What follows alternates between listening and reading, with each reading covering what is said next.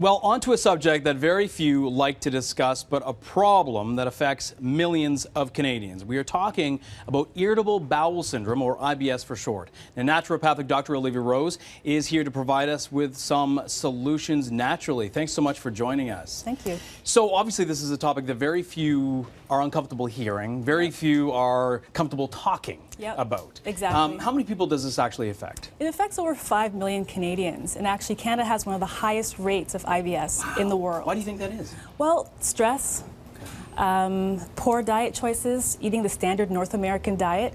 These are some of the things that affect the way our bowels work. So what are the trigger points? Well, the first thing you have it, first of all. Well, you want to get tested.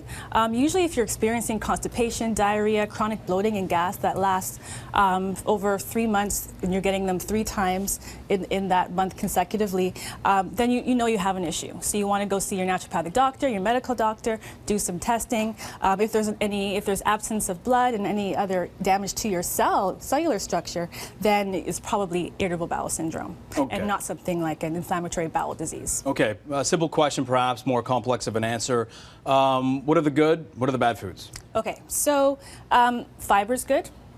Fiber is very important. So we have soluble fiber, fiber that absorbs and dissolves in water, and it can be used for treating constipation, for example. However, what's good? Apple, and this is what? Well, okay, so apples are good and kale are good, but they have insoluble fiber, and they can actually aggravate people who have chronic diarrhea, which is a bad thing. So what you want to do is soften that fiber, and you can do it in something like a juice or a soup to make sure that you're still getting the nutrients, but you're not aggravating your symptoms. And if you choose to improve your fiber ingestion by having oatmeal or brown rice, for example, you want to make sure you have lots of water with it to flush it out of the system, or it can actually create a blockage. So fiber is good, but you want to be careful with how you add it to your diet.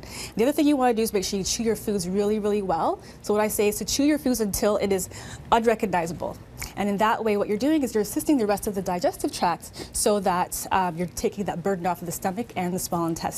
So water is the key, really. Water is really important. It's really, really important. And these are some of the triggers here as well that you might want to avoid. You want to look at things like processed foods, chocolate, soy can be an issue, spices, alcohol, and coffee. You also might want to do a nutrition journal to track what you're eating for a week, and then look back and see, okay, so how are my bowel movements that week? Did I have any constipation, diarrhea? And see if you can pinpoint what foods are causing the issue.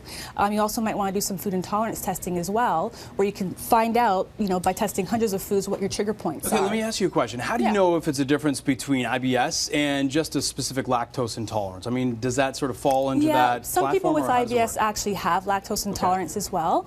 But typically, if there are other things, so if you have a major event coming up and you all of a sudden end up with, you're in the toilet having diarrhea, that could be more of an irritable bowel syndrome, because we actually have 2 brains, one in our gut and one in our skull. And there's an interconnection that goes on there between our gut and our brain up top. And here's the thing, and I know obviously this is very uncomfortable for a lot of people to hear and discuss, but it's certainly one of those things where you know this, everything starts down there, right? I mean, it's one of those things where that's sort of the guide for the rest of your health. Exactly. So what else would you recommend? Probiotics, I would imagine, are good. Probiotics are good, but with probiotics, you want to be careful how much you're taking. How much you take is going to depend on how severe your condition is, how long you've had it, and so there's so many different probiotics there. You can get anywhere from 5 billion to 100 billion cells per capsule, so you have to make sure that you get properly assessed. Okay, the bottom line is you realize, because this can get very confusing for a lot of people, you want someone to break it down, and is it a pretty simple process